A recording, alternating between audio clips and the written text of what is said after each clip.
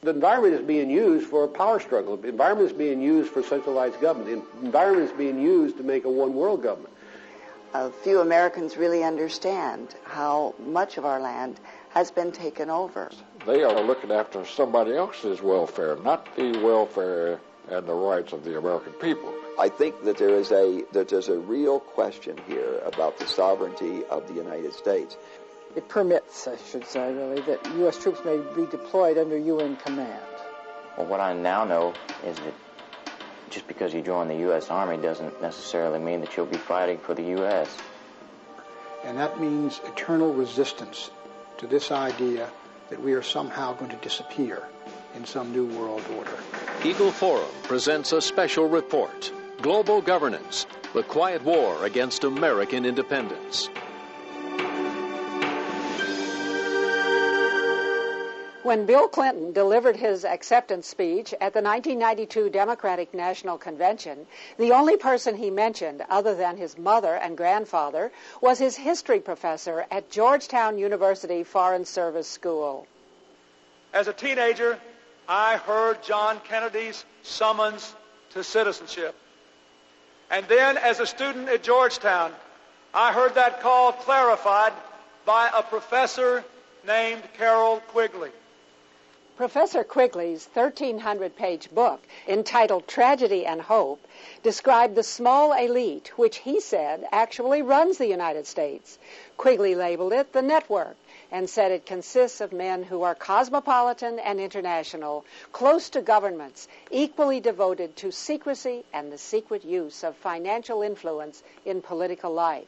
Quigley wrote that this network always prefers big government, big federal spending, large foreign giveaways, and the stability of a planned society rather than the uncertainties of the free market. Professor Quigley taught his student from Hope, Arkansas, how to tap into the power centers of the network.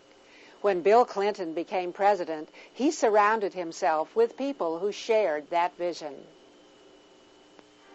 When Bill Clinton took office in 1993, he appointed his Rhodes Scholar roommate as his personal foreign policy advisor. Strobe Talbott had spent 22 years as a writer for Time magazine, where his writings revealed his eagerness to get rid of patriotism, American sovereignty, and independence. In the July 20th, 1992 Time, Talbott wrote an article entitled The Birth of the Global Nation. He enthusiastically predicted that in the next century, nationhood as we know it will be obsolete. All states will recognize a single global authority. In fact, wrote Talbott, national sovereignty wasn't such a great idea after all. Talbott bragged about how our national sovereignty and independence have already been diminished by the International Monetary Fund and the General Agreement on Tariffs and Trade, or GATT agreements. He boasted that the internal affairs of a nation are no longer off limits to world government.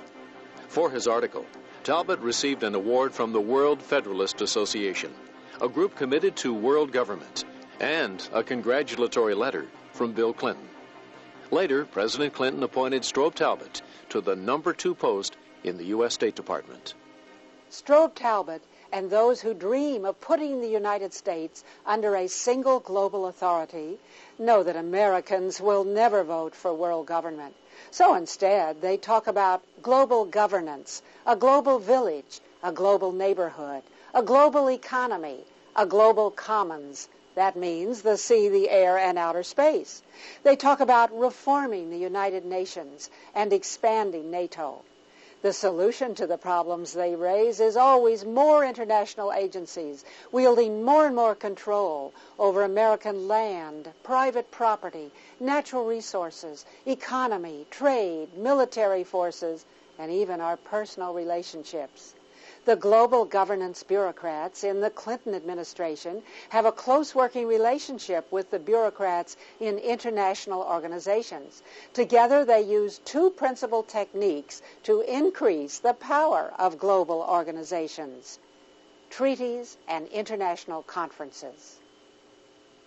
November 20th, 1989. With much fanfare and plenty of pictures of children, national news media announced that the United Nations adopted the Convention on the Rights of the Child. The United Nations agreed that all countries should make sure that the rights of children everywhere are protected. A treaty to protect children? Not according to constitutional attorney Michael Farris. If the UN Convention is ratified, parents can't spank their children. They can't take them to church without a supervisor from the UN looking over their shoulder, making sure that they like what's going on. They can't choose alternative forms of education, either within the public schools or home schools or private schools. They cannot make decisions that keep their children away from pornography or other kinds of illicit material because the child has freedom of access to information. They lose control of any decision-making that would go against the politically correct thinking of the day. This treaty proclaims broad rights of children, which presumably can be asserted against their parents. Article 12 would give the child the right to express his own views freely in all matters. Article 13 gives the child the right to receive information through the media of the child's choice. And Article 31 gives children the right to rest and leisure. The Convention on the Rights of Children goes on to prescribe that the education of the child shall include support of the United Nations, global education, multiculturalism, feminism, and environmentalism. And who will decide whether parents are obeying the UN treaty? A United Nations committee created by Article 43. We should not have people outside this country mandating how we'll educate our children, what we'll do for our kids, when we'll do it, or what they'll read, or what they'll be exposed to, and what parental control will be. I don't really believe that our government should interfere substantially with child rearing. It would be wrong for states to tell parents what they could or what they should do with their children, or for the federal government. But when you take that beyond the state and the federal government to an international organization that would seek to tell you, for instance, that you couldn't take your child out of certain sex education classes in our schools, for example, I think a family ought to have a right to understand what values it supports in that arena and to protect the child in relation to those values. But the United Nations does not agree. In 1995, at the UN compound in Geneva, Switzerland, UN officials chastised Great Britain for allowing parents the freedom to choose spanking as a means of discipline, and for allowing parents to withdraw their children from sex education classes in public schools. We have to understand that a treaty in the United States is the highest law of the land, co-equal with the Constitution, co-equal with federal laws passed in accordance with the Constitution. I'm not so much worried about the World Court enforcing it against American citizens as I am the United States District Court for the District of Maryland or New Hampshire or Rhode Island enforcing this decision based upon the tribunal's decisions from Geneva as to what the treaty means. The Children's Defense Fund, for example, could bring a lawsuit against a Christian school or a homeschooling family or a group of families and say that your homeschooling, your Christian school approach violates the UN Convention on the Rights of the Child, and it would be enforceable in American courts. Presidents Ronald Reagan and George Bush refused to sign this treaty, but President Clinton supports it and had Madeleine Albright sign it. And now they are pushing for its ratification in the U.S. Senate. That is not the only United Nations treaty supported by the Clinton administration that is designed to control human behavior. President Jimmy Carter signed the United Nations Convention on Discrimination Against Women in 1980. Presidents Reagan and Bush refused to support it. But now Bill Clinton is pushing for ratification. The women who are behind this treaty are women who are not interested, as any ordinary American would be, in marriage, love, children, having a family. Quite the opposite. They tend to be women who want marriage to go away, who promote homosexual rights, who promote abortion on demand, all of these things that are totally contrary to the wishes of the vast majority of American women and men. Article 1 on the UN Treaty on Women would abolish discrimination against women in the political, economic, social, cultural, civil, or any other field. This treaty covers marriage, family, church practices, other religious customs and beliefs, and every other area where society might otherwise choose to respect those differences. In case of any doubt, Article 2 states that the treaty would even extend to what it calls customs and practices. Article 3 would require us to pass new federal laws in social, economic, and cultural fields. Article 16 levels a broadside attack on states' rights and would obligate the federal government to take over all family law, including marriage, divorce, child custody, and property.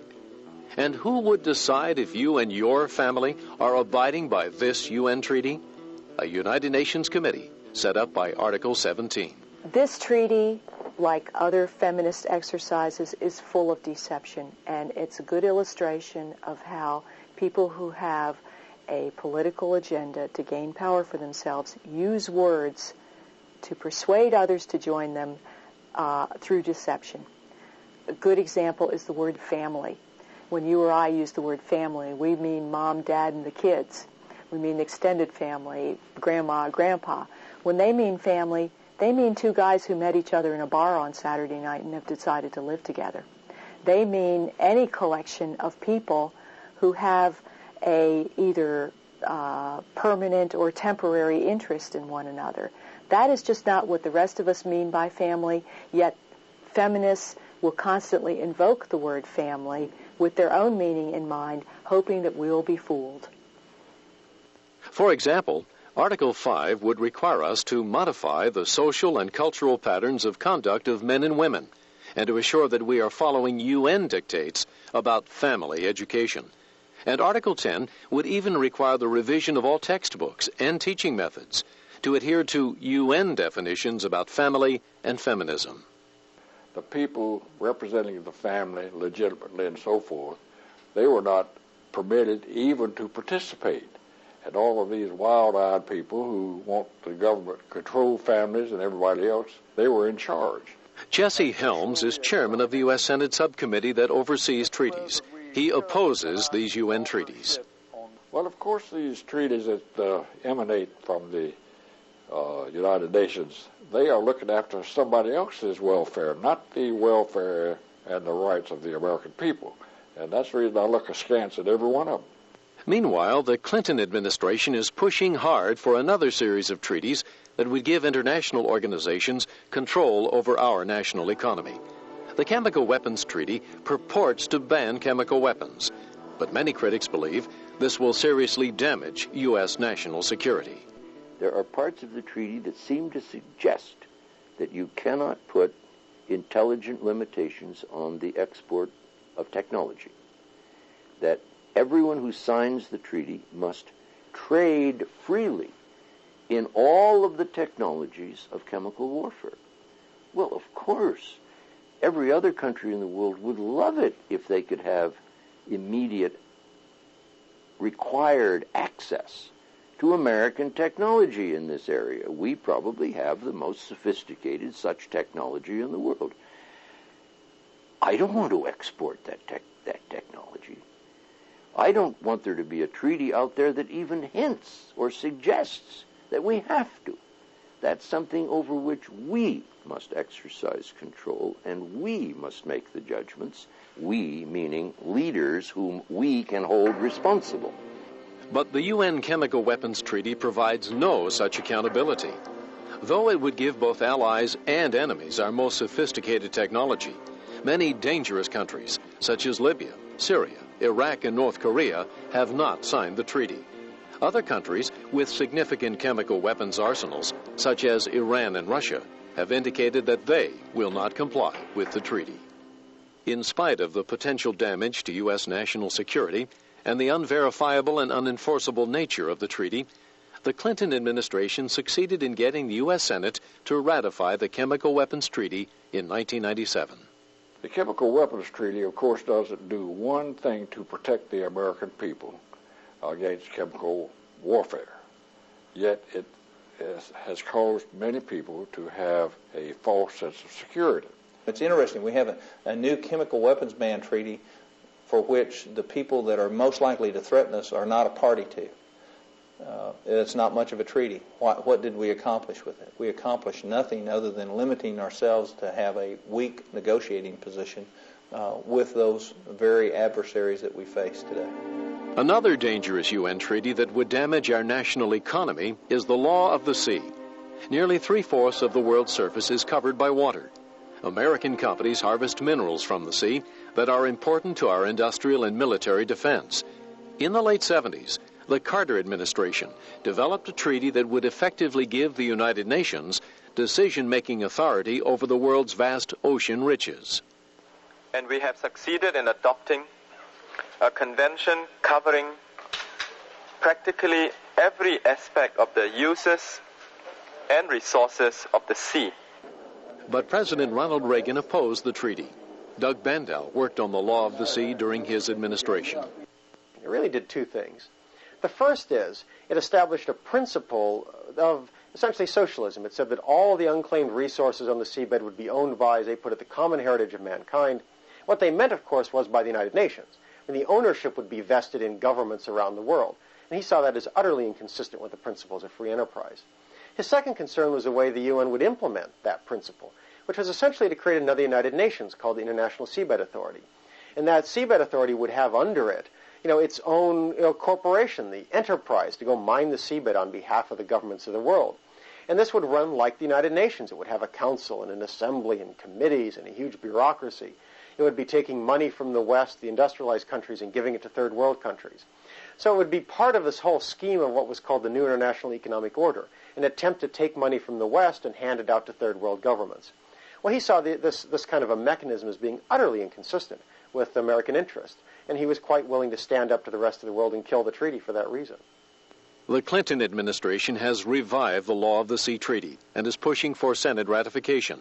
If passed, this treaty would planted before the meeting even began that the opening day of the conference into a United Nations army. And the American people